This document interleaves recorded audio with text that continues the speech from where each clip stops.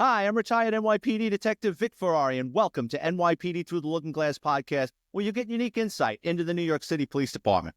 Before we get started, I encourage you to check out my Amazon author page, where you'll find my series of behind-the-scenes NYPD books.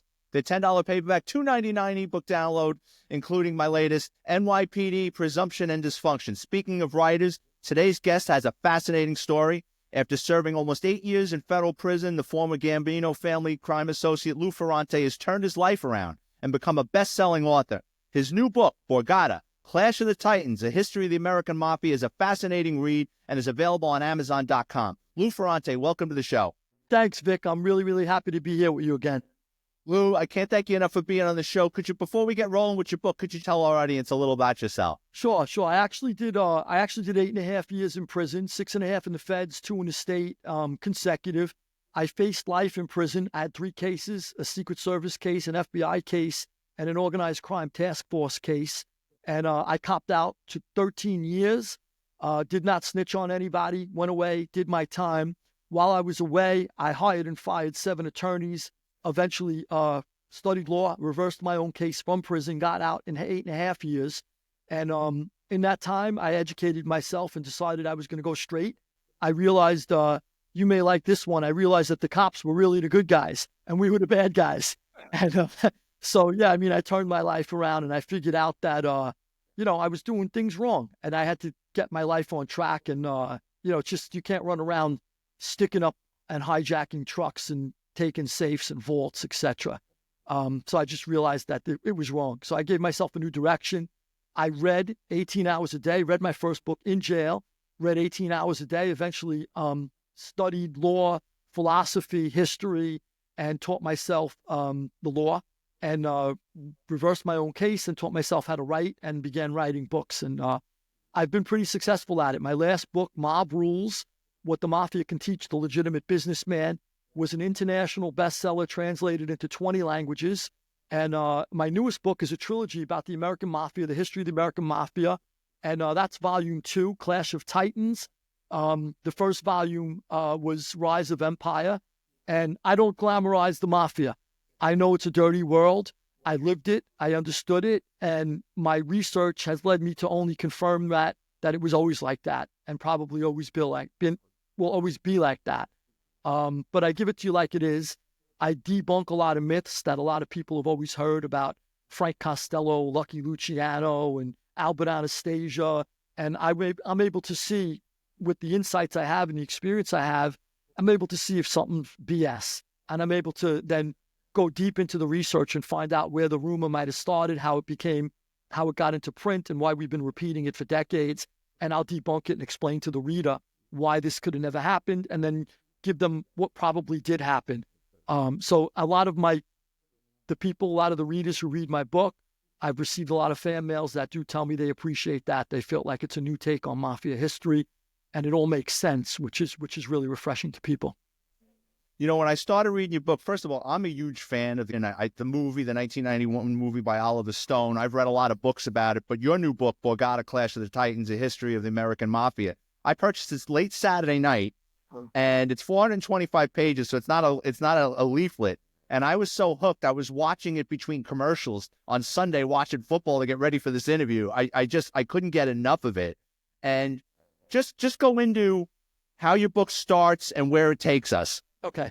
So the first volume was Rise of Empire, and it basically followed the mafia's origins in Sicily and up and through the Italian-American immigrant wave into the United States, and all the different things that they did to build themselves what became like the golden age of the mafia. Basically the Prohibition years, and following the Prohibition years, Lucky Luciano's rise and fall, their relationship with the Jews, the Jewish gangsters, how they infiltrated all the labor unions, industrial racketeering, stuff that they still control to some degree now. For the most part, they've lost a lot of the power they had in unions. But at one point, you couldn't get in that, or like the garment industry, for example, without their approval, trucking, construction, etc. So I followed that all in volume 1. Volume 2 takes a big turn. The rise is over, and now it's called Clash of Titans, volume 2, Borgata, Clash of Titans, because these great big characters clash, whether it be internally like mob revolts and rebellions are happening internally, civil wars, but also externally. For example, John F. Kennedy becomes president of the United States and appoints Bobby Kennedy his attorney general. And Bobby Kennedy already had a history with mobsters during the McClellan Committee, which was known as the Rackets Committee, where Bobby dragged a lot of mobsters before him and he browbeat them and he hated them and he despised them. And anytime they took the fifth, he felt like it was wrong. How dare you not answer me? And anytime they lied to him, how dare you lie to me? So yeah, he held a grudge. And Joe Kennedy Sr., the father of the Kennedys, was very, very practical about his sons, their characteristics. And he knew that John F. Kennedy, was an easygoing guy. Everything kind of rolled off his shoulders. He didn't make enemies in life. He was definitely a how to make friends and influence people type of guy. Whereas Bobby held grudges. And Joe said he's the worst grudge holder you could ever imagine. If he would have lived in Nazi Germany, he would have been the best Nazi you could imagine and been serious about it. That was Joe Kennedy, his own father, saying that. So Bobby gets in as attorney general and he goes after the mob. He sort of picks up that old vendetta he has with the mob and he starts prosecuting them. And now he's not just a chief counsel for the Rackets Committee. Now he's the attorney general of the United States, with all of the agencies under him, including the FBI, run by J. Edgar Hoover at the time, and the IRS, and he's basically harnessing the powers of all these agencies to proceed with a unified effort to destroy the mob, and he's doing a damn good job of it. And at some point, the mob begins to talk amongst themselves, and they think that things aren't going to end. It's going to be either them or him. Somebody's got to go. And at first, they considered killing Bobby. And at some point, the conversations morphed into killing Jack. And the reason being was that Carlos Marcelo, for one, was the Don of Louisiana. He was a big player in the conspiracy. He said, if you cut the tail off a dog, the head will still bite you. You need to cut the head off, and then the tail dies, head and tail together. So he goes, Jack's the head, Bobby's the tail. We need to get to the source. And he said, if we whack Bobby, then Jack will send the Marines out for us. The National Guard or the Marines, we're done. So he goes, let's be realistic. We can't whack the brother. We got to go to the top. Now, the Mafia, just to be clear to your listeners, could have never gotten away with this in a million years if they did not have help from other people with tremendously powerful positions in government. And I bring all together those moving parts into the book. And the Oliver Stone JFK movie talks about mostly the CIA. I do believe there were rogue agents of the CIA who were involved. And I also believe that there were Cuban exiles. Castro ousted Fulgencio Batista, and there was a huge immigrant wave into Miami, Florida, of Cuban exiles. And a lot of those Cuban exiles were trained by the CIA to retake Cuba. And a couple of times whether it be the Bay of Pigs invasion or the Cuban Missile Crisis, they felt that Jack Kennedy kind of dropped the ball on their chances to take back their homeland, and they despised Kennedy. They hated him with a passion. And the mob then becomes very close with the exiles who they were funding. And they also were working with the CIA to try to kill Castro. So they become close with these very, very right-wing, angry Kennedy. What's that? Passionately, despised Kennedy and felt that he dropped the ball. I say right wing because they felt like Kennedy was too far to the left and he was allowing communism to exist in our hemisphere. And a lot of the hawks in Kennedy's administration, including the Joint Chiefs of Staff, said, look, you need to get this guy out. He's got to go. This could be a domino effect across Latin America. And this is the Monroe Doctrine. This is our hemisphere. We can't let this crackpot screaming Marxist stuff operate 90 miles off the coast of Florida. He's got to go. So a lot of those people in the administration who felt like Kennedy, they felt that Kennedy was so permissive of that they almost felt like it was to the point of treason. So they were pissed at Kennedy. The Cuban exiles were pissed at Kennedy, and the Mafia's pissed at Kennedy. And those are the three members of the cabal who got together to kill him. And it's very difficult to explain all the moving pieces in an interview. I urge your listeners to read the book, and I put together the pieces as best I can. You do a great job of it, and you're right. There are a lot of moving parts. We can't go through your book beginning, middle, and end.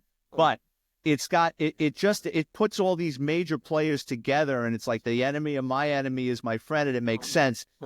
And what I love about your book is it doesn't go right into the assassination. That's a little bit down the road, but it explains the Clash of the Titans that initially start when the mob families are starting to jockey for position early on. And Vito Genovese is having a problem with Frank Costello, and he sends Vincent the Chin Gigante to kill him, grazes him with a bullet. He goes on to live, and then Frank Costello won't pick the Chin out of a lineup, which I think is amusing. And then after the Chin is acquitted, he goes, "Thanks, Frank," as he's walking out of the courthouse. But in your book, you quote columnist John Miller and saying the way Costello talked about Joe Kennedy Sr., you had the sense they were close during Prohibition. Correct. Yeah. So what I wanted to do was I wanted to establish not only that Joe Kennedy Sr. had deep mob connections from sources inside the mob, because a lot of mafiosos testified. Only the Killer Madden, who was an Englishman/Irishman. He was one of the toughest guys in New York at the time. The mob loved him. He was always loyal to the mob. He always helped out anybody who needed his help. He eventually opens up like a mob resort in Hot Springs, Arkansas. And so only the Killer Madden said, "Hey, I did business with Joe Kennedy all the time during Prohibition. He had the Cotton Club and other clubs. Only the Killer Madden did." And Meyer Lansky, Joe Bonanno, Frank Costello, all these gangsters not only said that Joe Kennedy did business with them during the era of bootlegging, but also Kennedy clan members, Kennedy family members, people. One guy who was appointed as a federal judge by Jack Kennedy as when he was president said that Joe Kennedy could have never operated without his mafia contacts. So it's well established from other sources besides mafiosos that Joe Kennedy Sr. was heavily entrenched in mafia business. And he had these relationships. So at some point when Jack Kennedy wants to run for president, Joe Kennedy actually pushed him into that. And I make that very clear. Joe Kennedy wanted his first son, Joe Jr., to be president. Joe Jr. heroically died in World War II in a bombing mission. So he's dead. And now he rests all his ambitions on Jack Kennedy. He wants him to run for the Oval Office. So he knows he needs mob help in places like New York's an easy one, but also to Chicago. He needs help in Illinois. So he goes to the mob, and he also asks Frank Sinatra, who was like a liaison between the mob and government, because Frank Sinatra was very close with the Kennedy family, and he was also very close with the mob. So Joe Kennedy goes to him, and he says, "Look, I know Bobby was bad with them during the Rackets Committee. I know they must hate him. However, it's time to move on. Once he gets in the White House, my kids are going to focus on civil rights for African Americans, slowing down the nuclear arms race, and other things like that. They're big issues." Whether Joe Kennedy actually said that exactly, those words, or implied it, is up in the air. However, that is what... He had to have said something for the mob to work with him. Right. He had to have promised them something. The mob not going to do something for nothing. Right. And that's what basically all the research I've done is basically what was implied. That they felt, look, Thomas Dewey went after the mob when he was a prosecutor. Then when he became governor of New York and eventually the Republican candidate for president, he didn't care about the mob anymore. He made his national name and fame, and he was done. Estes Kefalva, he launched the Kefalva Committee. He went after mobsters. He took them down. He hated them. Then he went after the Democratic nomination for president. He forgot about the mob. He moved on. So they felt the Kennedys would do the same thing. Once they get into the Oval Office, they used us to make a name for themselves, but they'll be okay to deal with.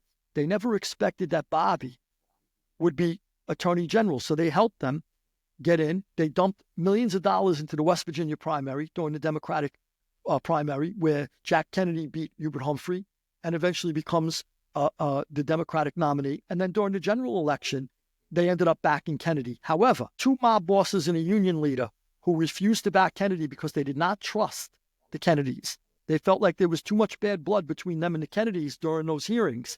And it was Carlos Marcelo of Louisiana, Santo Traficante of Florida, and Jimmy Hoffa of the Teamsters. And Jimmy Hoffa was not a mobster. He was a legitimate union leader. However, he was in bed with mobsters.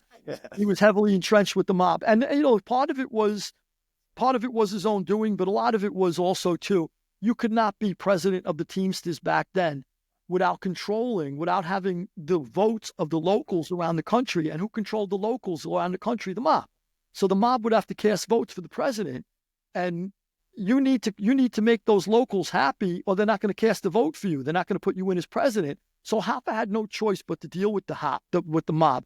However, I will say to Hoffa's credit, all the research I did, Hoffa was a legitimate tough guy who knew how to say no to the biggest mafia dons. And that's why they liked him but didn't love him. And Hoffa he invested in multi-millions of dollars in Las Vegas casinos for the Teamsters. Was it a good investment? It was an incredibly great investment. So if the investment was good, he didn't care. If the mob wanted 10 million, 15, 20 million, fine. Here it is. He took it out of the Teamster pension fund. He might have got a little kickback. He might have got a vig off it. Whatever the case is, he gave them the money only if it made sense for the Teamsters. But a lot of mob guys would bitch and moan going, Hoffa didn't give us this or Hoffa didn't give us that. I asked for $5 million for this hotel. I asked if he didn't think it was a good deal for the Teamsters. He didn't want to do it. And that goes into what happens later on in the book when they decide that they like Hoffa's replacement better than Hoffa because they could push him around more. That's right. Whereas Hoffa was a legitimate tough guy and didn't want to take their crap. If it wasn't a good investment for his Teamsters, he didn't do it. However, he did work with them. Yeah. So, that's where the cabal was. Marcelo, Trafficante, and Hoffa are the main players on the Mafia's side because Bobby hated them. He despised them because he felt like they did not help his brother into office. And if he's going to go after mobsters, he went after all of them. But he specifically targeted those three guys with all of his venom. And those are the three guys that wanted him dead the most. And those will also happen to be, those are the two mob bosses, Trafficante and Marcelo, who funded the exiles in Florida and Louisiana. They funded the training camps for the exiles. And at some point when Jack Kennedy abandoned the exiles after the missile crisis, he made a deal with Premier Nikita Khrushchev, the premier of the Soviet Union. He said, look, I'll disarm the missiles in Turkey. You disarm the missiles off the coast of Florida. And I promise not to invade Cuba again. I'll have nothing to do with that. And the Cuban exiles despised Kennedy after that deal. And not only that, but Kennedy defunded them, stopped giving them government funds, and he also started arresting them. He told his Justice Department through his Attorney General, Bobby, arrest them whenever they're doing if they're preparing for any sabotage missions into Cuba, arrest them, round them up. So now they went from like the mascots of liberty to the most people in the Justice Department, and they're all going, wow, what are the Kennedys doing to us? And they all found love amongst each other, the mob, the exiles, and the rogue CIA agents who despised Kennedy. I say rogue because I can't take that jump. I never found enough evidence to say that the CIA as an institution had anything to do with the assassination of Kennedy. But it does seem to be that there were rogue agents involved who may have allowed things to happen or facilitated them. Your book just brings up so many things that I've never heard of, but it's totally plausible. I never knew, and I found it quite interesting, that Bobby Kennedy worked on Senator McCarthy's commission to weed out communists, but I knew that. I never knew he got into a pissing match with who would later become the Prince of Darkness mob lawyer, Roy Cohn. That's right. Yeah, so Bobby and Roy Cohn immediately bumped heads, and they despised each other. And when Bobby became Attorney General, just to give you an idea of how vengeful he was, I think Roy Cohn, 2 indictments, federal indictments came down on his head, and that were prompted by Bobby Kennedy. Bobby Kennedy never forgot a slight. No. So, and I think either Roy Cohn left the committee or Bobby did because they despised each other. And, that could go deep into characteristics and traits that they had where they bumped heads. Bobby bumped heads with a lot of people a lot of guys who were very similar to him. And Bobby, his arch nemesis was Hoffa. The more I learned about Bobby and Hoffa, their characters as people, the more I saw that they were identical. Hoffa just thought Bobby was a rich kid who was handed everything, and Bobby thought Hoffa was this bum who pulled himself up on his own, but stole everything. So they kind of hated each other, for the same reasons, and both, I think, were jealous with each other. I think Hoffa was jealous of Bobby also, that he was handed everything, a lot of money, Kennedy money. He had a trust fund when he was 1 year old. He had another tons of millions of dollars handed to him later. And Hoffa, I think Bobby was jealous of Hoffa because he pulled himself up on his own. And I think that there was a lot of jealousy involved, and their characteristics were the same. These guys would want to do push-up contests, when they saw each other. How competitive can you be? I can't even imagine, an FBI agent who's arresting me going, let's do a push-up contest. I'd be like, what, are you out of your mind? These guys and meanwhile Hoffa wanted to do it. So, they were the same. Yeah, I think it was class warfare. One guy came from nothing and built himself up, and Bobby thought he was a thug, and Bobby thought he was a spoiled, enriched, entitled kid that never had to work for anything. Yeah, Hoffa did. That's right. Hoffa thought that Bobby was. That's right. I like how you cover legendary Mafia Union Point man, Johnny Dio. I mean, everything I've heard about Johnny Dio, he was a bad dude. He reportedly had a reporter splashed in the face with acid, and the guy lost his eyesight. Yeah. And then there's a mob guy out now, Sal Polisi, claims that he was in jail with Johnny Dio, and when he got out of jail, he owed him a favor, and Johnny Dio had him go down to Florida and tie a guy to a pool table and slice his balls. So it sounds like Johnny Dio was a violent, vindictive man. I would believe that. It's believable that Johnny Dio would ask him to do that, because you're right. He was very vindictive. He did have somebody throw acid. Not only did he have somebody throw acid in the reporter's eyes, but then he whacked the guy who did it to get rid of the scent back to him. So, he was treacherous. The guy who threw the acid got clipped right away. So that was like, he wanted to dead the trail back to him. And he did. He was in the rackets committee. Bobby was giving him hell. And at some point, it was during the rackets committee, and he socked a reporter. Somebody came up to him, and that's a famous picture. It's online of him crying. It might even be on a YouTube video. I ran the photo in my book, in the Borgata Clash of Titans. I ran the photo. It's in there somewhere. So Dio was legitimate. I mean, he was one of the last real labor racketeers, controlled the unions with an iron grip. The Mafia no longer have that control, that influence that they had during the Johnny Dio days. And I painted a really good picture in the first volume of the book on how they got that, how Johnny Dio ended up with that. So what happened basically was Lepke Buchalter was a Jewish thug who basically rose to become a multimillionaire and infiltrated all the different unions, including the garment industry. And at some point or another, he's wanted by the feds. He's wanted by the state. Dewey and Hoover want him. And he's wanted for murders, a string of murders. He was the guy, basically, him and Albert Anastasia were the chief architects of Murder, Inc. Right. So they're gonna come down on Lepke Buchalter, and Tommy Lucchese, who eventually became the boss of the Lucchese family. It wasn't the Lucchese family. He was an underboss. He goes after Lepke, and he wants to take Lepke out. And they eventually make the decision they're going to sell him out and let him go to the electric chair, which happens. So then Lucchese makes a grab for all those unions that Lepke Buchalter had infiltrated himself. To Lepke's credit, as a gangster, he infiltrated all those labor unions on his own, and with the mob's help. But basically, he spearheaded it all. And Lucchese makes a grab, and he pulls all those unions away from him. The Gambinos grabbed a little. There were other families that made a grab too, the Genovese family, but Lucchese's grabbed most of it, Lucchese family. And Johnny Dio was one of his skippers. So he comes up now, and he's getting all those inherited rackets that was stripped off Lepke Buchalter. And there was a quote from one of the labor union guys, a legitimate labor union guy. I quoted him in the first book. And he said, compared to what Johnny Dio and his Mafia friends would do with the unions, made Lepke look like petty larceny. Yeah, I mean, because these guys they controlled everything. So Johnny Dio was a real deal. I think his uncle, Jimmy Doyle or whatever, there was another one who got clipped. He got out of line or something. But Johnny Dio, yeah, he eventually went away. He doesn't play a huge role in the second book, because he had nothing to do with the Kennedy conspiracy or anything, but he definitely was a big union guy. I mean, if you're a New Yorker and you want to know about the unions, start with him.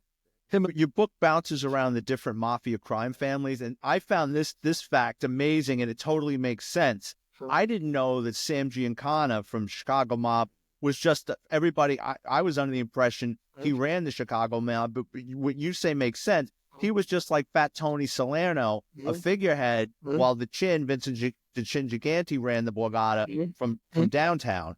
That's exactly right. So during the Kefauver hearings, Tony Accardo was the real, Joe Batters was his nickname, Anthony Tony Accardo, Joe Batters. He was the real power in Chicago. And he put front guys after the hearings. He didn't want to be in the limelight anymore. He knew he should recede into the shadows, and he put front guys up. And there was one of his main guys who recommended Giancana. He says, look, this is a tough guy. And at the time, they did not know. They saw him as a low-key guy, very capable. He did a lot of work in Chicago, Giancana, tough guy. And even your cop listeners know what work is. If they're from New York, a lot of work is you're killing people. And he did a lot of work there. And they put him up. They figured he'd be good as a front man. And what happens, though, is Giancana loses his wife. He was very loyal to his wife. He loses his wife, and he starts dating women, and he's getting sort of like that second wind, you know? I mean, like, you know, when the bald guy goes out and buys a Corvette and gets a 20-year-old. Those midlife crisis. He's getting the midlife crisis, and he's having a ball. And by the way, I don't knock anybody. I'm bald. And I drive a Corvette too. So whatever the case is, he went through this crisis, and he says, you know what? I'm having a ball over here with Frank Sinatra. I'm fooling around with every woman I meet, and he starts to be a little too showy. And now he's everywhere, and his name is everywhere, and he's causing heat because now the feds want to, you know, what are you doing? You're embarrassing us. And then eventually when he starts to get investigated later on in the years, first Bobby went after him, Bobby Kennedy, but then Kennedy's killed. And later on, he's being looked at. He's being scrutinized, and he's called before a number of grand juries, as are other people, because of him. And that's when the Tony Accardo makes the decision that he revoked his lease on the throne. And he said, this guy's done. And then they had this guy who was a close friend to him do the work. And he clipped him in his own basement, the guy. Now, to give you an idea of what may or may not have happened, he was under 24-hour surveillance, but the surveillance either left or was pulled right before that happened, which is odd. You know, I can't accuse anyone. That's basically what happened. Who knows? Well, throughout this book, it looks like with a lot of these murders, a lot of strings were pulled for things to fall into the right place. I thoroughly enjoyed your assessment of the government's first influential mob informant, Joe Valachi, and your explanation about how he got himself into protective custody in federal prison in Atlanta, because first he tries to snitch in jail and they tell him, go back to your cell. Right? Like, yeah, all right, sure. Because no one's really ever ratted before in the history of the Mafia. And go into, so now they're not taking him seriously that he wants to cooperate. Tell him how he gets himself into protective custody. So it's a great story. So right away it jumped out at me. I'm reading all these accounts of Joe Valachi. The mob wanted to kill him, and he killed this guy who we thought was going to kill him, but he made a mistake. He didn't know who it was. And I'm reading this going, give me a break. And everybody repeats it. All the historians for 50 years are repeating the same story. I go, there's no way this happened. So what I immediately recognized, having been in maximum security prison, I served hard time. I was in Lewisburg Penitentiary. I mean, I was in Lewisburg Penitentiary when murders were happening. I wasn't in a camp where, you know, a guy's playing the flute in the corner, you know, another guy's playing backgammon, another one's playing shuffleboard. I'm in the maximum security penitentiary where guys are getting killed with homemade machetes. So, you know, my very first day in population, there was a double homicide, you know, where the guys were gutted, you know, not only killed, but gutted. So I know right away, there's no way. We knew our environment so well when we were in the pen that if me and you, let's say, were sitting in the yard and a new guy walks in onto the compound, right away we go, who's that guy? Like immediately you turn, you know every face in that place. You might not know every name, but subconsciously, you know the blacks, you know the Latinos, you know the Italians, you know the Irish, you know the Asians. And some guys are your best friends, some guys are your acquaintances, some guys you don't know, but you know them. You know every face. It's a small place, it's congested. You eat in the same chow hall, you live in the same housing blocks. It's not, and your survival's on the line. So it's not like, you know, I might live in a neighborhood where when I grew up, I knew all my neighbors. Things have changed since then. Now you live in a neighborhood, you say, who the frig is this guy 3 doors down? I never even met this guy before, never talked to him. You don't care. So it, more than that, your life is on the line. You know everybody. And if my life was on the line in my neighborhood, I'd know every neighbor, believe me. So that's the environment. And Valachi says, well, I accidentally killed this guy. I thought it was Joe Beck di Palermo, but it wasn't. Bullshit. I mean, what happened was he tries to check in, like you said. He gets a snitch label put on him. And why does he get a snitch label? Well, Valachi ratted on non-Italian drug dealers because he was a drug dealer. So he felt that he wasn't a snitch, and historians have taken him at his word, going, well, he wasn't a snitch at first. If you've been in jail like I was, you don't have to rat on Italians. You know, if it's an Italian and he ratted on blacks, Asians, Latinos, we don't care. You're still a rat. We don't want to eat with you. Even though you didn't rat on us, we still eat with these guys and we hang out with these guys. So we don't want to know you. So Valachi was a snitch. And when he gets the snitch label put on him, Vito Genovese is in his own Mafia Don is in the prison. When he gets the snitch label put on him, he checks in. He runs and checks in, and he tries to hide. You know, check-in is a bad move, by the way, too. When you're in the penitentiary, you face your problems. If there's a guy who's after you, you got to do what you got to do. You know, you don't check in and run. You get a bad name like that, and it follows you throughout the prison, and eventually it's going to catch up with you anyway. Don't do it. My last day in Lewisburg Penitentiary, the guard, correction officer came over to me and he goes, look, Lou, you want to lock in for the night? He goes, and I'm leaving on a bus in the morning. I go, why would I want to lock in? He goes, you know, a lot of guys are never going to leave here and they're jealous of people. I've seen a lot of guys get stabbed and killed the night before they leave because these guys are so jealous. They don't want to see anybody else leave. And I go, no, I'll roll the dice. I'm good. Thanks anyway. I said, I'm staying in population. I ain't checking in. It's just a bad thing to do. So Valachi checks in, and like you said, they tell him, get out of here. You know, he wants to snitch on mobsters now. They go, get out of here. Get the hell out of here. We don't believe him, nothing. They throw him back in population. So now he's in trouble. Genovese puts a hit on him. And now what I realized right away is he cracks over the head some guy who was a white-collar postal thief. And he beats him over the head with a lead pipe. And now when you commit an assault in jail, there's only one place you're going, straight to the hole. And they're not letting you out for months. And they're usually shipping you out because they can't put you back on the compound because now you got a beef with somebody or his friends. So usually if you pipe somebody over the head in jail, that's an immediate transfer. You're going. First you're going in a hole, and then you're getting the hell out of there. So he does this knowing that he could get back, put into protective custody and get away from Genovese and his guys. And then he claimed, oh, this Joe Beck Di Palermo had a hit on me. I thought it was him. But I made a very, very clear case that there's no way in hell. Valachi knew exactly what he was doing. He looked for the weakest guy in the herd. I was in a joint one day when this older guy came in, and he goes, if I punch somebody in here, he says, how fast can I get out of here? And they said, we told 2 seconds. He looked around, he looked around, he looked around, he looked around. There was this little skinny guy, and he leaves us and walks straight up to him and cracks him in the face. And then he turns to the cops and puts his hand up, and they get rid of him. I don't know why he didn't want to be in there, but he didn't want to be in there. Valachi did the same thing. So is that the same as checking in?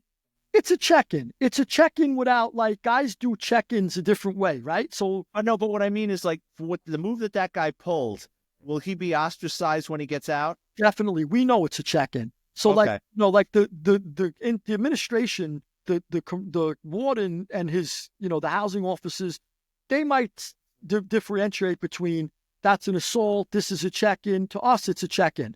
So, in other words, one day after the murders in Lewisburg, after the double homicide I was telling you about, they put metal detectors in and out of every housing block. So you couldn't travel with a metal knife or a machete anymore, homemade machetes we had in there. And you couldn't travel in and out to the chow hall with them. You had to leave them in your housing block. So guys made plastic knives. They did a lot of other things to get through the metal detectors. But one day I'm watching this guy, and he walked straight through the metal detector with a piece of steel, rusted steel this big. And they grab him, throw him on the ground. And I go, that's a check-in. You know, I mean, he knew what he was doing. You didn't forget that you had a giant piece of metal when you walked through the metal detector. You know, I mean, how many things you have in your pants? You don't have your car keys. You don't have your wallet. You don't have pictures of your wife or your family or your daughter. You know, you got one thing in your pants. It's a giant metal rod. So that's a check-in to us. We knew he checked in. But he didn't want to be like a coward and check in. So he could still say, oh, I didn't know. They grabbed me. But he wanted to check in. For what reason? Who knows? Maybe somebody was after him for something. So I right away, and I urge your readers your listeners to read the book.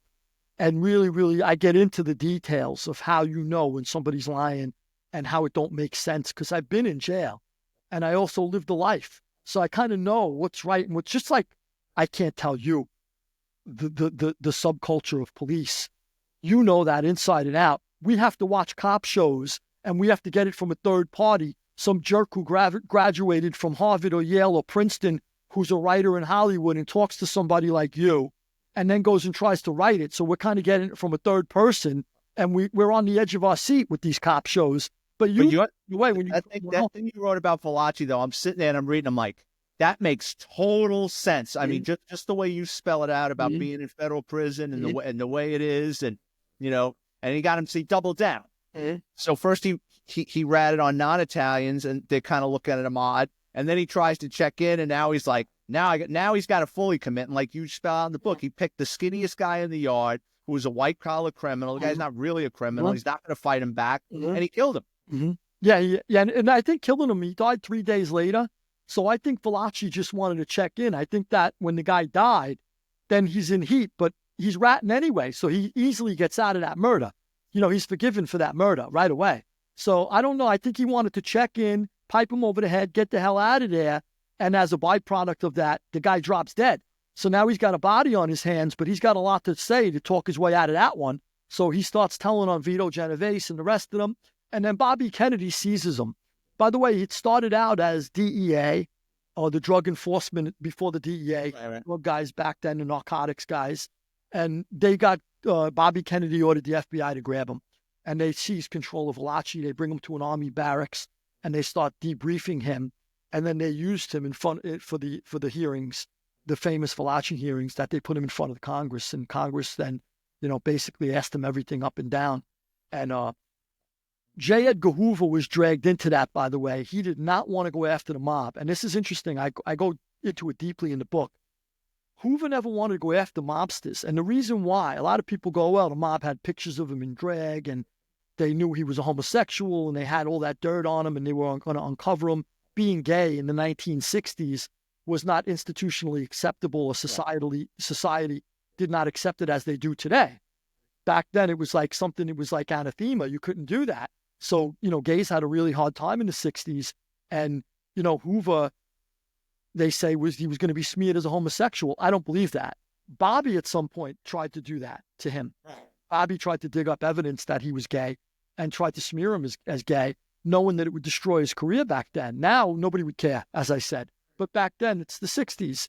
Gays did not have equal rights back then. So Hoover, I don't believe the mob had pictures or him in compromising positions with Clyde Tolson, his assistant director. I don't believe any of that. I believe it was Hoover knew that a deep dive into the mafia, he had illegal eavesdropping devices throughout the country in mob hangouts, social clubs. And he's picking up left and right. They put a mayor in. They put a governor in. They funded the campaign of this congressman. They funded the campaign of this senator. So he knows, what am I supposed to do? Do a deep dive into the mafia. Where's it going to lead? It's going to lead to Washington, D.C. Am I supposed to lock up the people I cry to when I need the budget approved? These are the guys. What am I supposed to do? Surround the Capitol Rotunda and tell everybody to come out with their hands up? This is a tight thing. And let me tell you something. The NYPD and the FBI today, and I know agents and cops who have told me this, there's investigations where you're deep into something and that phone rings and that investigation's over because it's going somewhere where they don't want it. I know FBI agent told me that. Says, we've gotten phone calls. I might be going all the way up on something and then it's dead.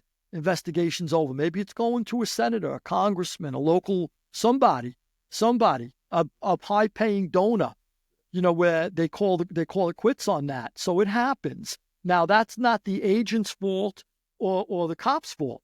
These people mean well on the ground. They're following leads. But somewhere high up in that tree, somewhere high up on that totem pole, decisions are made where the big money circulates and the big positions and the big reputations are made and lost. So anyway, that's basically Hoover didn't want to go near them. He knew that a deep dive into the mafia would lead to Washington.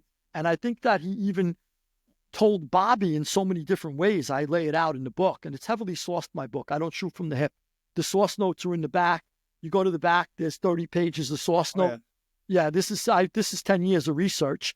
Hoover tried to tell Bobby in so many ways, how would you like a deep dive into the mob that leads back to your father? And then we know where the Kennedy money came from, and we know how you got here. Do you really want that? So Hoover was very pragmatic. Hoover thought and I got to tell you, Hoover was a patriotic American. People may say he wasn't. People hate Hoover. They attack him on a lot of different levels. And he may have done things that weren't right, that I don't agree with, against the Reverend Dr. Martin Luther King and other people that he attacked wrongfully. However, I will say patriotic American in the sense that, and it's limited to this definition as I'll explain. Threats to the democracy, threats to the institutions of the United States, he went after. For example, he believed there was a communist threat to the United States. He thought that communists were a serious threat, and he went after them. If you were a war protester, that you're playing around with national security. These decisions are made by the president and his Department of Defense, etc. Those decisions are made by the American voters who put those people in. You don't go out and start throwing Molotov cocktails and get, gather up a bunch of hippies and start protesting wars. Those were threats to him. Those are threats to the American institutions. The mob was never a threat to American democracy. The mob thrived on American democracy. They love it. They want to be able to manipulate a congressman, manipulate a mayor, a governor, put people in place, appoint a judge. They love the democratic system. And not only that, but mobsters time and again fought for America. When a war would break out, there's a guy, Matty the Horse Iannello, who was with the Chins family, Genovese family. Matty the Horse owned Umberto's Clam Bar, famous Umberto's, where Joe Gallo was whacked. He was a tail gunner. This guy was a heroic guy. There was plenty of mob guys who went off to war. My own grandfather took numbers in a bar. He operated heavy machinery. He got in the union with the help of the mob. He operated bulldozers, backhoes, excavators during the day. At night, he sat in the bar with a Manhattan and he took numbers. He got 8 Bronze Stars in the Asiatic Pacific. I couldn't believe it. 8 Bronze Stars. They took numbers at night. These guys were patriotic Americans. He loved our country. But he felt like there was a gray area that they operated in, and that was okay. So Hoover, I felt like, didn't want to go after the mob because it would lead to bigger things that he didn't want to. There was times when Bobby Kennedy was investigating either the Teamsters or mafiosos, and people within his Justice Department, who I quote in this book, would come to him and say, "Hey, Bobby, that Teamster headquarters you had us look into, yeah, you told us to go all the way up as far as we can, and we did, and it leads to the landlord is your father, by the way." And he'd be distraught for the whole day, going, "Oh my gosh, what am I going to do?" And and he did the investigation. He knew that the mob helped with the West Virginia primary. They dumped millions of dollars into the West Virginia primary when Jack Kennedy won there, and then they dumped millions of dollars and help into the general election, specifically in the Chicago wards, where Giancana controlled the Chicago wards with the help of Mayor Daley, who was in the pocket of the mob. They controlled the 11th and 28th ward, I think, which Daley needed to get into power, and he was close friends with the Kennedys as well. Now, this is bipartisan, by the way, the mob. They also helped Nixon, and they gave a ton of money to Nixon at times. The mob is not ideological. They do not care if you're on this side of the aisle, that side of the aisle. Whatever works for us is who we back. And at times, like, for example, Carlos Marcelo would have 2 guys running for governor, and he would fund the campaigns entirely of both candidates. He didn't care who got in. He wanted whoever got in knew that they owed it to Carlos Marcelo. He didn't care, Republican, Democrat. Who cares to him? Let me ask you, you brought up Carlos Marcelo. Mm-hmm. Do you think, because Jim Garrison obviously is known, the New Orleans district attorney is open into the case, find out what happened with the Kennedy assassination. Do you think he was in the mobster Carlos Marcelo's pocket? Yeah, I'll preface it with this. I liked Jim Garrison. I read his books. I did a lot of research on him. I walked away with I believe he was sincere in his investigation of Jack Kennedy. However, and here's the big however, I do believe he was in the pocket of Carlos Marcelo. I think that's a great question. And I'll tell you, the evidence is not blatant, but it's there. So when Jim Garrison calls for the investigation into the Kennedy assassination several years after the Warren Commission report is issued, which everyone knew was bullshit, he wants to reopen the investigation. Garrison went and he read every volume of the Warren Commission report, not just the 888 pages, but like the 26 volumes of stuff that didn't make it into the final report. He goes and reads, and he comes up with the conclusion that there was a conspiracy. So once he opens up an investigation into people he thought were responsible, he tiptoes around Marcelo. So there's an attorney who is concerned. He knows that Garrison is, he knows that Marcelo may have played a part in the conspiracy. And he says to Marcelo, "You concerned with this Garrison investigation?" And he tells the attorney, "Nothing to worry about. Don't worry about it. I'm not, you shouldn't be." Okay. So why wasn't Marcelo worried? So then I dig a little deeper. And there was a lot of accusations that Jim Garrison allowed a lot of investigations into mob guys. He either got rid of the investigations, or he let things peter out where he never followed up on them. And he was accused of allowing the mob to operate for a long time in Louisiana. Now, Garrison basically admits that, well, the rest of the office and the state government, local government was in Marcelo's pocket, but not me. I wasn't. However, there's a pretty strong argument that he would meet with Marcelo's brothers. He had meetings in his house with mobsters. So there is, and he tiptoes around Marcelo and the Mafia's involvement in the affair. And why? A lot of people felt like that was strange. So Garrison ends up uncovering, though, crucial pieces of the conspiracy that points the finger in the direction of rogue CIA agents. However, he gives the mob a complete free pass. At the same time, G. Robert Blakey, who eventually opens up investigation into the assassination, he goes after the mob and he tiptoes around the government. So, my conclusion is, if you take Garrison's investigation into the government, and he avoided the mob at all costs, and you take Blakey's investigation, Garrison's investigation into the government, and Blakey's investigation into the mob, and you overlap them, and you ignore that both of them had guiding hands, invisible hands guiding their investigations, you put those two together, and you got your conspiracy. Yeah, it's like unredacting something. Exactly. It's almost, let's say there's a dirty cop, let's say in a precinct you're working at. There's one dirty cop, and the rest of you aren't, but one guy is, and that guy gets in bed, and he gets into like a thing with a mob guy. So the mob guy's paying the cop's working with the mob guy, and now they both get indicted together. And the cops go, well, the cop, let's say you guys are friendly with him. You go, well, he's all right. It's the mob. It's not our friend. And the mob's going, it's not our guy either. It's the dirty cop. Now picture doing that for 60 years. Right. That's basically what they've been doing to us, and they've been trying to confuse us. But maybe the cop and the mob guy were working together. Hand in hand. You talk about guys going rogue. There's an interesting character. I just had a guest on that claimed he knows who killed him. Johnny Roselli is a mob guy. He and he's working with the government, supposedly the CIA, with these Cuban nationals. He's very patriotic, and they want to kill Castro.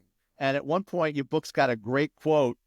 The CIA comes to him and says, "Listen, we've created a poison cigar that will make Castro's beard fall out." And Johnny Roselli, he's a hardened mobster. He goes, "Are we going to whack this guy, or are we playing games? Like, is this a practical joke?" And they're like, "Well, no, we want to humiliate him because in Cuba, that's very masculine. If his beard falls out, people might fall." And Roselli was just sitting there. Here's a guy who's probably killed more people than cancer. And he's saying to himself, they want to make his beard fall out? Like, just the way you phrase it's actually pretty funny. Right. It's great. Yeah. And I cracked up. As I'm reading this stuff, I'm hysterically laughing. Because, Roselli thinks he's on a real hit. And now He's taking it very seriously. Oh, absolutely. And he wants to clip him. And I got to tell you, he would have been killed if it was up to Roselli. Roselli had to answer to Giancana, who was his boss, and Trafficante, who was in bed with the Cuban exiles in Miami, because that was his sort of domain. So Trafficante and Giancana are his superior officers let's put it that way, in the mob. So those are the guys in control. But the CIA, who's working with the mob, knows that Giancana's looking to get favors out of this. Trafficante, for whatever reason, they feel he was a double agent. Yeah. But they felt like, and I urge people to read the book, because how and why he was a double agent is all in there. And so he's not invested into this conspiracy. So the two bosses really don't give a shit if Castro dies or not. The only one who wants him really dead, who's a patriotic American through and through, is Johnny Roselli. So the CIA loves and trusts Johnny Roselli. Johnny Roselli really does want to clip Castro, but unfortunately he's kind of hamstrung by Trafficante, who's got a reason not to, and Giancana, who really could care less. He's out fooling around with broads all over the place, or women, I should say, in today's world, right? But it almost looks like, it almost looks like the government, in so many words, Roselli and later Sam Giancana, they kept going after them when they really didn't have anything, and dragging them and putting them in the front, basically signaling to the mob, you got to clean up your backyard. Right. Yeah. They went after them. I mean, it was really, really Bobby Kennedy. I mean, if you're talking about when Bobby was AG, they went after them with hell. I mean, they never felt this before in their life. It's the first concentrated attack on the Mafia with all of the resources of the United States government behind him. And they felt like it was do or die. And Roselli was put through hell too. So at some point, Bobby is told that Roselli is working with the CIA. He finds out that Roselli's working hand in hand with the CIA to kill Castro. So regardless of what you think of the operation, he's doing it out of his love of country, patriotism. He wanted no money in return. He wanted no favors. CIA agents testified to this later on. They said Roselli never asked us for a nickel. He always wanted to pay his own way and never asked us for a favor. They go, as hard as it is to believe he was a patriotic American, he felt like it was his duty to knock out the communist dictator off the coast of Florida. So Roselli really, at one point, he went on sabotage missions. He's a saboteur. That helps. His boat was blown out from under him. He's swimming in the choppy seas off the coast of Cuba, waiting for another boat to pick him up. This guy could be enjoying himself in Vegas, models. So he was a patriot, and Bobby finds out that he's doing all these things, and instead of saying, I'm going to back off and pull back on the investigations into Roselli, he goes full force and says, I still want to lock him up. What are you doing, Bobby? Come on, Bobby. Back off at some point. You knew how to back off when it's your father. You got to back off when it's other people at some time. And I think Hoover knew that. Hoover was trying to teach him through example, but he just wasn't getting the lesson. And that's why at some point they felt like he's got to die. That was the only way. Like, Bobby has to be disempowered. And the only way to do it was to kill Jack Kennedy. These are things I go through in the book, and it's not like, again, I'm never shooting from the hip. I go deep into sources.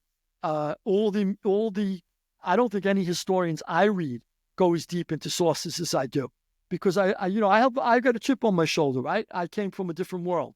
So I want to make sure that when a law-abiding American citizen picks up my book, if they have any question as to where I'm getting this information, it's all in the back. You could go find it yourself.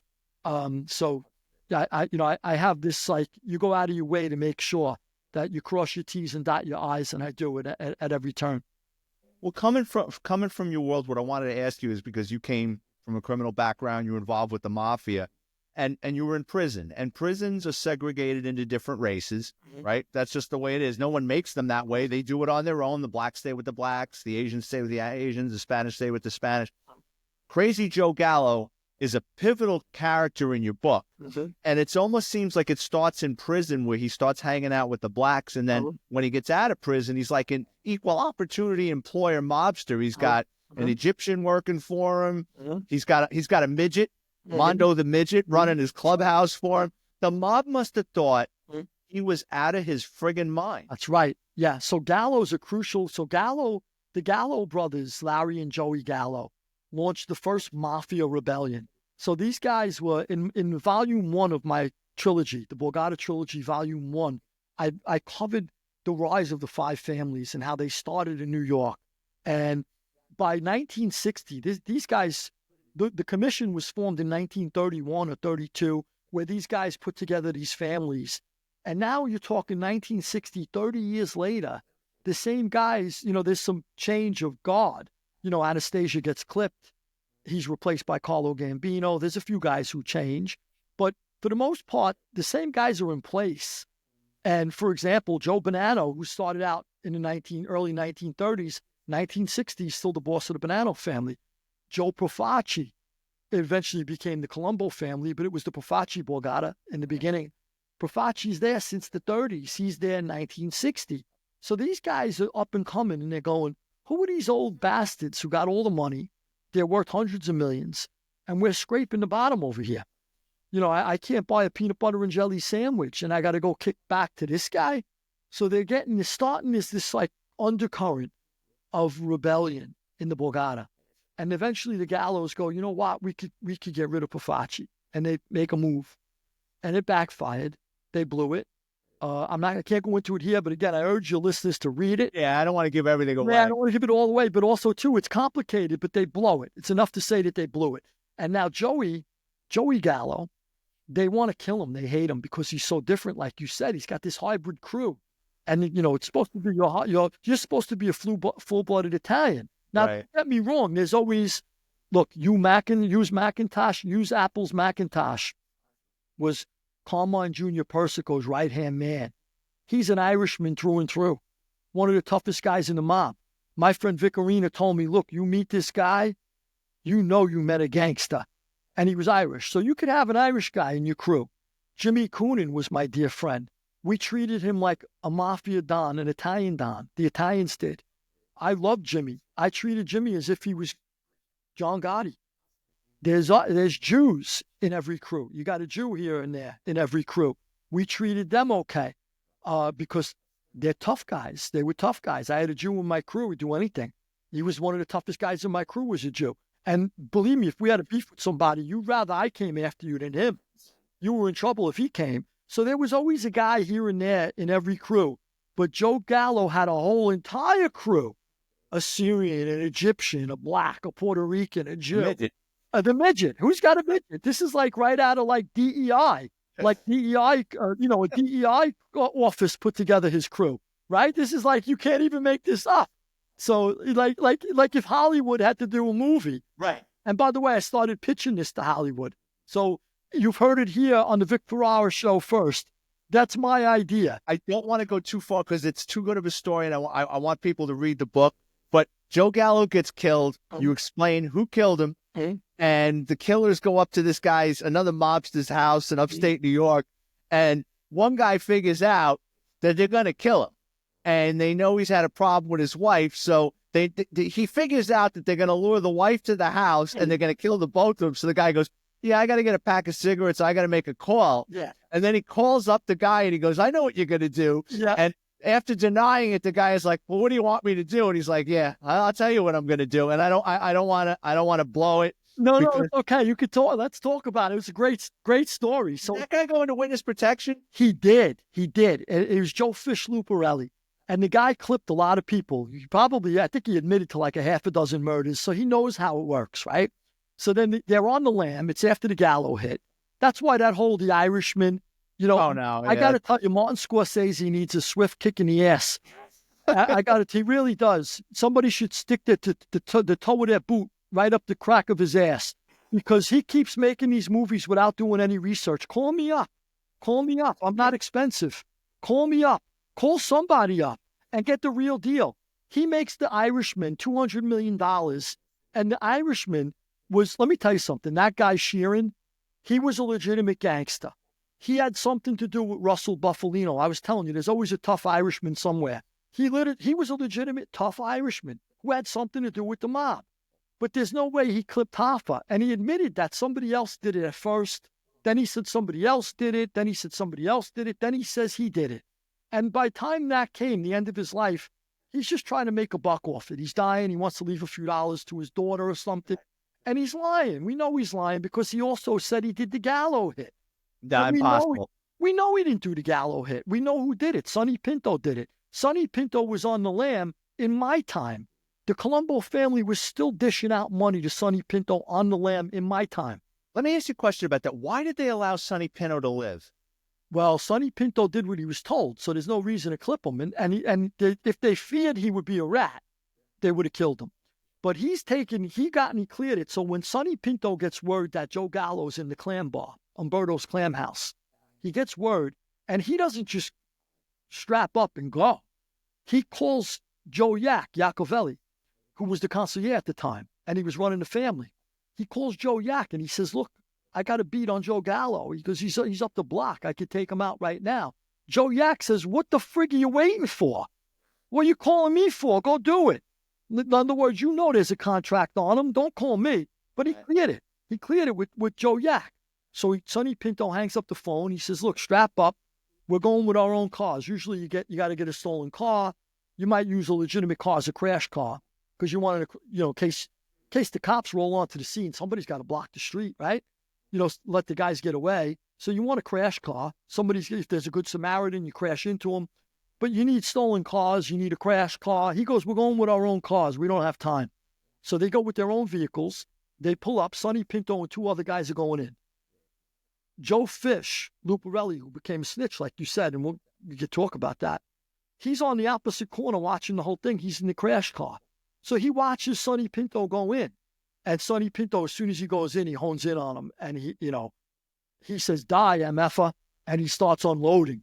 And he literally, he just left dinner at a Chinese restaurant. He's got a tweed jacket on. So the reason why they didn't clip him is that was approved. Now, the only problem was why the Genovese family may have wanted to clip him, and he got out of that. Joe Yak says to him, who else was in the clam bar? And he says, well, I didn't see nobody else. I just saw Joe Gallo, and I was shooting at him. Now, if Matty the Horse puts in a beef and says, Matty the Horse was in there. Matty the Horse is a skipper with the Genovese family. So right. Matty the Horse puts in a beef and says, you can't come into my restaurant shooting it up while I'm there. He could have said, I want to kill you. But he tells Joe Yak, I didn't see nobody but Joe Gallo. So Joe Yak says, that's good. Stick to that story. And now Joe Yak's going to go to bat for him. So he must have sat with the Genovese family and says, look, my sincerest apologies. We did not know Matty the Horse was in there. We didn't even know it was his joint. It was just opened up. They could have played dumb. Like there's been times where I knew somebody did something during the Colombo War and got away with it. And everybody knew what he did. But he claimed that, I didn't know. But wouldn't Matty the Horse, because your book says Joe Gallo asked Matty the Horse out front, how's the food in there? And Matty tried to get rid of him. He says, well, look, we don't have a liquor license. But what's telling is Matty the Horse doesn't want a problem in his restaurant. Matty the Horse doesn't get on the phone and call somebody and say, Joe Gallo's in my place. Oh, no, yeah. So he would never do that. So Matty the Horse must have been sitting there with his fingers crossed. So what happens is the Genovese family ain't looking to clip Joe. It's the Colombo family. So the Colombo family's got a contract on Joe Gallo that Matty the Horse is aware of. Sure. But he doesn't have to kill him. He doesn't want to kill him. That's your business, the Colombos. You want to get them?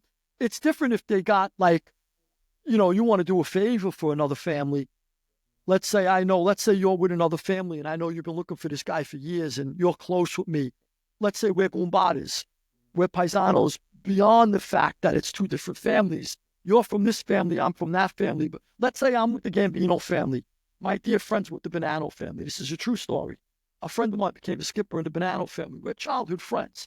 If I knew somebody, he wanted somebody desperately, and then I happen to see the guy, I could do that for him as a personal favor. But my family don't want to get involved in his family. That's their deal. Otherwise... Unless murder to worry about. You clean your own house. Same thing with in prison. Like if we got a beef with the Spanish or the blacks over the phone, we don't have a right to attack that guy. We go to the head of the black. So we go to the head of the Spanish and we say, look, this is your dirty laundry. This guy keeps stealing the phone. If you don't take care of it, we don't have a choice. But we're putting it on record with you first. And they do the same with us. If they got a beef with an Italian, they might come to us and say, Lou, look, this guy's out of line. This guy comes into the TV room and he uses the N-word every night. We're not going to put up with it forever.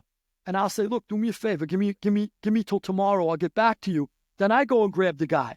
And I say, look, you're going to keep pushing it. You're going to push these guys to make a move on you. We're not going to have it. We got to clean out our own house. So it's the same thing with the families. So he's got no real, Matty the horse knows there's a contract. He knows people are looking because he's got an ear to the street. So he tries to dissuade him from coming. So he goes, how's the food in there? He asks Matty on the street. Matty says, look, Joe, we don't have a liquor license. You're probably better off finding somewhere else to go tonight. And Joey says, we don't care. We're just looking to eat. At that point, Matty the horse must have said, oh, I hope nothing happens tonight. Hope this idiot gets in and out of here, eat galamad and scungil and goes home. You know, that's what he's hoping for at that point. And at some point or another, the inevitable, happened, but he wasn't expecting it, or he wouldn't have even been there. If he thinks somebody's going to come in there shooting up the place, I think Matty the horse would have even dipped out. He would have said, serve this guy and let's get the hell out of here. We'll come back later and close up. But, Sonny Pinto finds out, goes in there, guns drawn, guns blazing, and takes him out. It was such a ballsy thing to do that I don't think Matty the horse thought it would happen. He probably figured, look, maybe I get through the night. I tell the guys that, I saw him in here, but it's not my business, but, whatever. I just find it amazing that guy was on the run for 30 years. A, no one ratted him out to where to find him. And B, they didn't kill him. Yeah, so Sonny Pinto had a history. He killed somebody years before that. He clipped a guy in Little Italy. And the cops knew it was him. They went after him. He was on the lam for a while, and then he just turned himself in. He went on death row, and then he beat it. So he had experience with living on the lam and not getting caught. So he turned himself in when he thought the case was weak, but it wasn't that weak because he ended up on death row. So now this time he goes on the lam. He never shows up. He never comes home again. But when a friend of mine was the acting boss of the Colombo family, there was money that had to get allotted every month, once a month. He had to give money, and he didn't even know where he was, just to let you know. The boss of the Colombo family didn't even know where he was. Now he's dead. The case is done. It's dead. He'd be 150 years old now. He died, I think, on 2011 or 12. Somebody told me off the street, said he heard that he died. But he did live that long. So the guy who was, if you were even in charge of the Colombo family at that time, you gave the money to somebody who gave it to somebody else, who transported it to somebody else, and somebody eventually meets him and gets the money to him. But they treated him as like somebody they treated him better than our country treats our veterans. So usually the mob doesn't do that. And in this case they did. They felt like he did something. He sacrificed himself for the good of the family to get rid of Gallo. They wanted him gone, and they sent him money for the rest of his life. They never felt the need to clip him. They felt like he was a stand-up guy. Yeah, I think he's just like the exception to the rule, because I know everything I've read with other guys, it's like even in Casino when he goes, good guy, father's a stand-up guy, and then the guy goes, why take the chance? A lot of the guys don't take chances, and, the more cutthroat guys don't take a chance. I do agree with that. It depends who's in charge. I guess right. And who's in charge of who's steering the ship at the time. Sometimes they'll say, look, you know what? There's guys who are cutthroat, like Gaspipe Casso. That's volume 3 of my trilogy. I'll get into that later. Gaspipe Casso. Book out yet? No, end of this year, beginning of next, volume 3 will be out. That's when you will recognize every single person in the book. Probably. That's your time. That's your era. You're going to know them all. And, there's guys I knew that had to intersect with you. So, with investigations you were on, that's volume 3. You'll get a kick out of that. It's possible. A great quote from your book is that a kidnapper is an impulse away from being a murderer. Is that yours? It's my own quote. That's right. Yeah. That's a heavy duty quote. It's true. Yeah, it's true. So that's just to put it in context for your listeners, Carlos Marcelo, when Bobby Kennedy was after him, he wanted to deport him. He came to the country when he was an infant, I think less than a year old, but he never took the time. Laziness, stupidity, whatever the case is, he never became a naturalized citizen. So Bobby wants to deport him now. This is 60 years later. And Bobby looks around and he wants to send him back to Sicily. However, he's a Sicilian, but he was born in a Sicilian community in Tunisia. Is he going to send him back to Tunisia? Where's he going to put him? So Marcelo knows knows Bobby's going to deport him. This is before Marcelo makes the decision to kill the Kennedy. And he says, look, he goes and gets a phony birth certificate. He looks around Central America, and he wants to be somewhere in Central or South America, which is close to his Louisiana empire, straight across the Gulf, right? And he figures if I go to Guatemala and get a phony birth certificate there, if they put me there, I'm only a quick plane ride away from my skippers. They could come see me, my family, my wife, my kids could come see me, and I'll work my way back from Guatemala. It's easier than working your way back from across the ocean. So he gets a phony birth certificate from Guatemala. Bobby knows it's phony. But Bobby then says, if you want to play that game, I'm going to send you to Guatemala. So he goes to sign in one day at a building in Louisiana, the Masonic Temple building where the immigration offices were. And he goes to sign in, and these guys come out of the back room. Marcelo's a small guy, tiny guy, 5'2". They called him the big little man because he was a small guy, but he was a big guy. And they come out, these big guys, 6 foot something, and grab him. They practically pick him up off his feet, throw him in a car, and they bring him to Masson International Airport, and they put him on a flight. There's nobody on the flight. It's a passenger plane. Nobody on the flight but him and these guys from the immigration service and marshals and the pilot. And they throw him in Guatemala. And he gets to Guatemala, and he felt that on the way there, he knew he was being kidnapped because Bobby knew it was a phony birth certificate. And he knew that to deport him there was breaking the law. So at that point, he didn't trust and Bobby also sort of gave the okay to kill Trujillo of the Dominican Republic, the dictator of the Dominican Republic. He sort of gave a wink to the CIA, who then gave guns and the okay to this group of guys who clipped Trujillo on the way to his girlfriend's house. So he was friends with Trujillo, Marcelo. So Marcelo's going, okay, Bobby clipped Trujillo. They want us to kill Castro. And I don't know if I'm going to make it on this whole flight home. So I quoted Augusto Pinochet when Pinochet took power in Chile. He said, let's put everybody, all our enemies on a flight, get them up in the air, tell them we'll send them anywhere in the world they want to go. But once the plane's up in midair, we'll start throwing them out the door. So Marcelo says to himself, is Bobby going to have me killed? So I made the argument that even though now, looking back, we might say it's absurd to think that Bobby Kennedy would have him thrown off a plane, but at the time, Marcelo knows he's being kidnapped because he's unlawfully being ejected from the United States, and a kidnapper is only an impulse away from a murderer. So he didn't know what his fate would be.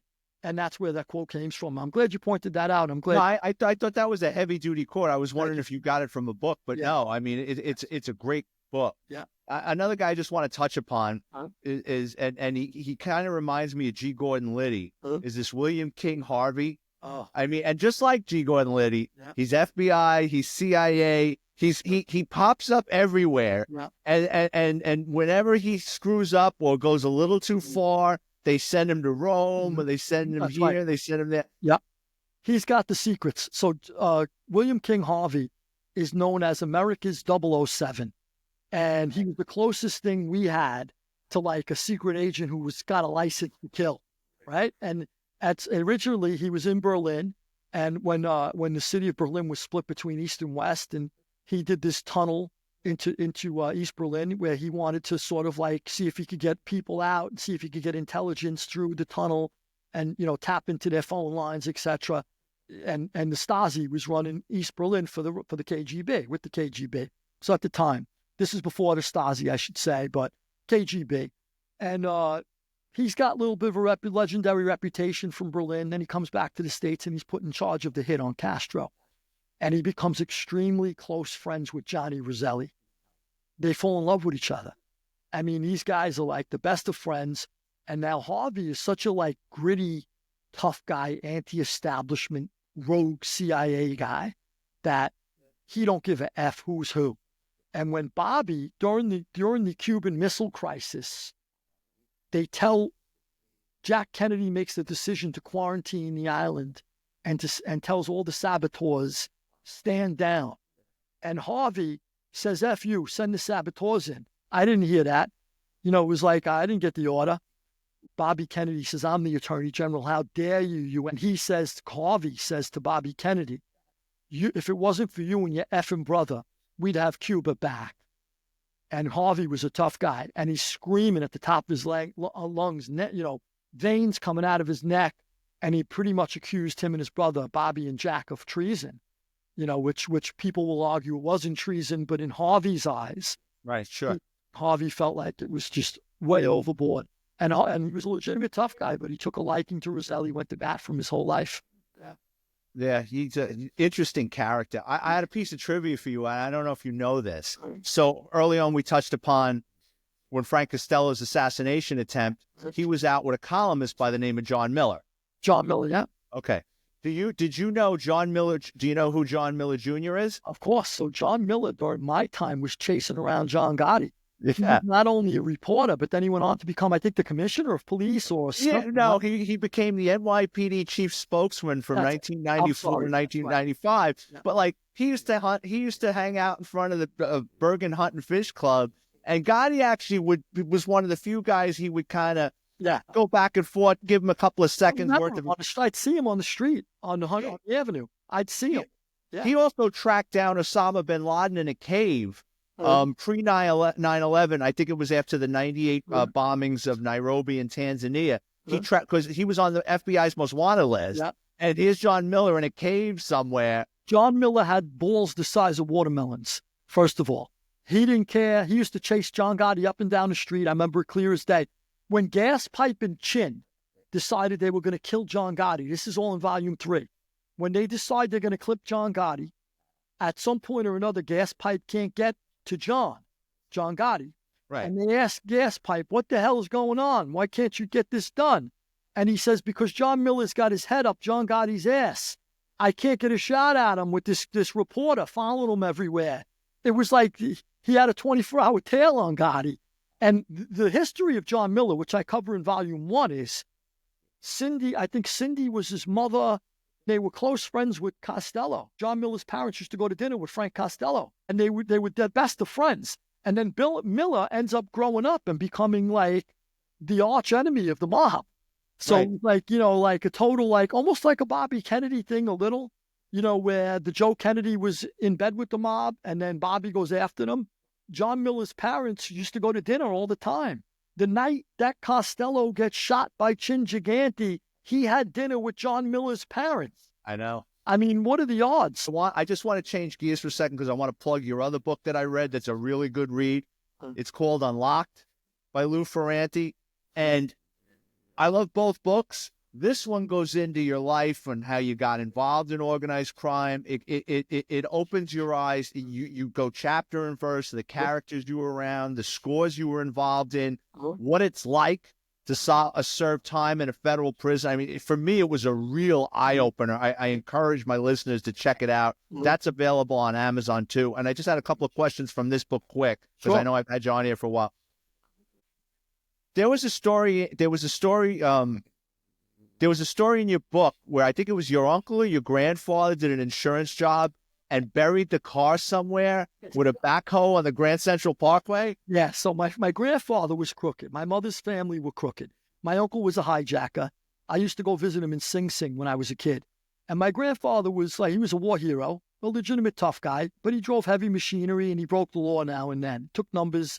And at some point or another, he wants to do an insurance job. He needs to get rid of the car. So insurance job is usually you either piece out the car, you burn it. He drives heavy equipment. So he literally goes to, I don't know if you remember where the big slide was back then. Adventures Inn? Remember the Whitestone Expressway where the impound yard was years ago? Adventures Inn. Adventures Inn. Okay, so back in the days, probably before Adventures Inn or around those days, where there used to be a lot of vacant lot. I think they eventually made that the impound yard. So there was a lot of vacant land there. It was near the Whitestone Bridge, not far from the bridge. Yeah, the New York Times printing center is there. Okay, as I understand it, that he went around there, dug a hole, drove the car all the way in, walked out and backfilled it and drove home and then just filed it and said it's stolen. You're never going to find it. I think they might have dug it up like 50 years later or something. But yeah, he was a nut. Of all the stories I read in that book, and there were a lot, that one stood out to me. Like, I remember that one because working in auto crime, because there was a guy in my office that went upstate one time that it was a wise guy had buried a car on his farm somewhere, and they actually, through a CI, were able to dig it up. Yeah. Last question. Where was the worst place you spent your time? Lewisburg. Really? Not hard to answer. My very first day in the general population, the Aryan Brotherhood was warring with the black Muslims. They were from D.C. Some people like to say they're the D.C. blacks. D.C., as I understood it, they don't have they're federal. It's a federal place, so it's federal prison. They go to Right. the worst crimes go to federal prison, and the Aryan Brotherhood was warring with the black Muslims. I know they were black Muslims. That's what I knew. I was there, and it was an ongoing war. When I got there, my very first day. I was released into the general population. Jimmy Coonan, the Irish boss of the Westies, he greeted me. He says, "Louis, let me take you around the yard, introduce you to everybody."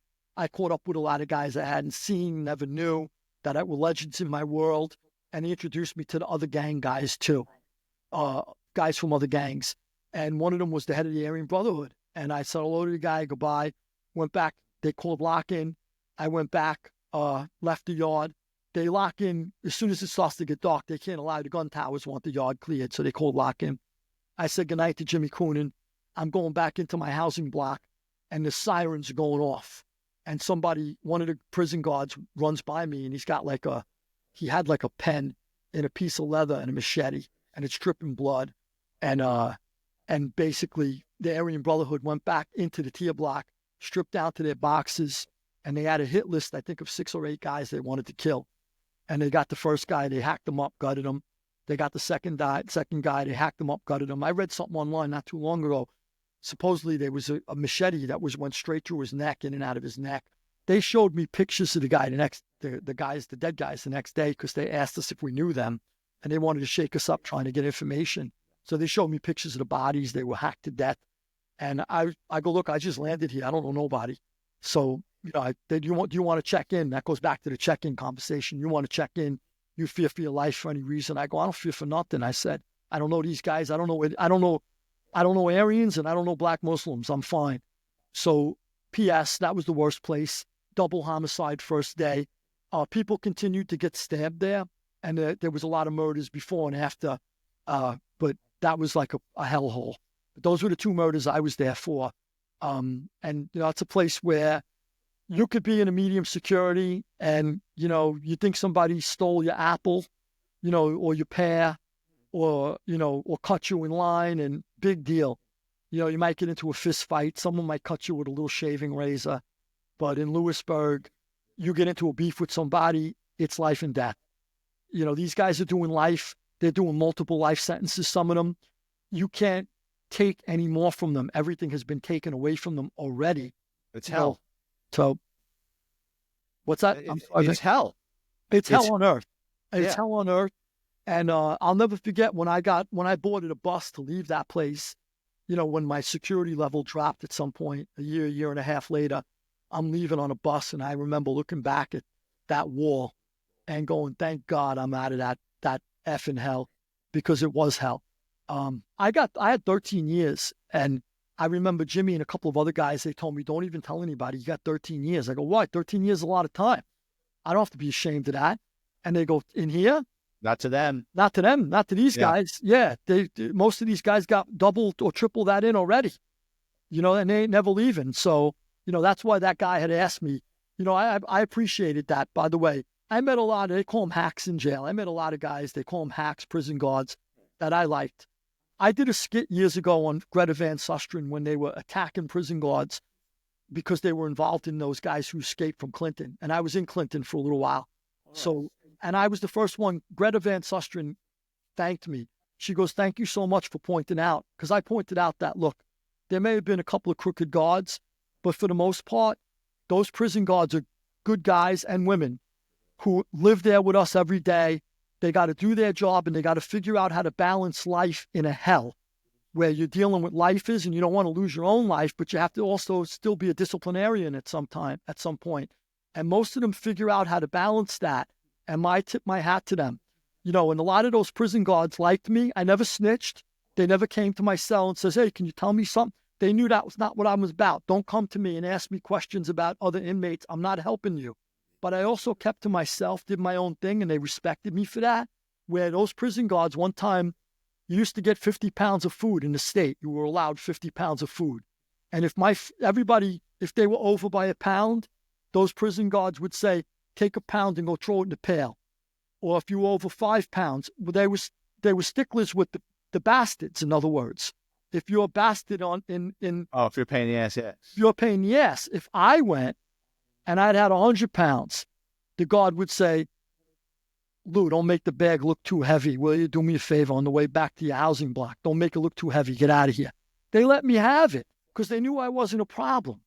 So, I got to tip my hat to them. So I did that on Greta, and she said, thank you for pointing out that some of them are good. A lot of them are good, 90-something% of them. But yeah, they got to figure out how to live in a hell with those people. And I feel bad for some of them because it's like doing a bid too. Oh, I'm sure it is. I read somewhere that if you do a 20-year in corrections, it's like doing an 8-year sentence. Exactly. With overtime. Yeah. Yeah. A lot of them put in overtime. They just go home to sleep. They come back and they're with us again. No friggin' way. My brother worked on Rikers Island for a while. There would be no way. Hell on earth. Yeah. Oh, I know. Did you ever fly Con Air? Oh, no. I was never shipped around like that. I was on the buses. Diesel therapy. Yeah. Yeah, I was on the buses all the time. But, every time they transport you, you end up on a bus, which sucks. But no, I wasn't in Con Air. I was just curious. Yeah. So when I went to Lewisburg, it was a bus ride. And that was the farthest way they put me. Then I made my way back to New York. They have punished people where you end up on Con Air because they want to put you in California or Indiana. They want to send you somewhere far. And you end up on it. No, I wasn't. All right. Well, Lou, again, I want to thank you. What's the name? Could you hold up your book, please? Yeah, sure. It's Borgata, Clash of Titans. It's volume 2 of the Borgata trilogy. Get one. One is a red cover. I urge people to get one first. And this is volume 2. Volume 3 will be out the end of the year. I look forward. I hope I could come back on your show and talk about 3. You'll be definitely in tune to everybody in number 3. Yeah, I'll probably know a lot of the people in volume 3. And Lou's book, Borgata, Clash of the Titans, A History of the American Mafia. This is a fascinating read, and it's available on Amazon. Lou, thank you so much. I appreciate it. Thank you so much, too, Vic. I appreciate it, and great talking to you again. You too. As always, I want to thank everyone for tuning in, especially my listeners in Denver, Colorado, Phoenix, Arizona, Columbus, Indiana, Clearfield, Utah, and Bridgeport, Connecticut. If you work in law enforcement or have an interesting criminal background, please drop me a note on Twitter or Instagram at VicFerrari50. If you're watching on YouTube, please hit the like and subscribe button. If you enjoy the content, check out my Amazon author page. Just type in my name, Vic, Ferrari like the car, where you can preview all my NYPD books for free. Thanks again, and I'll have another episode out next week.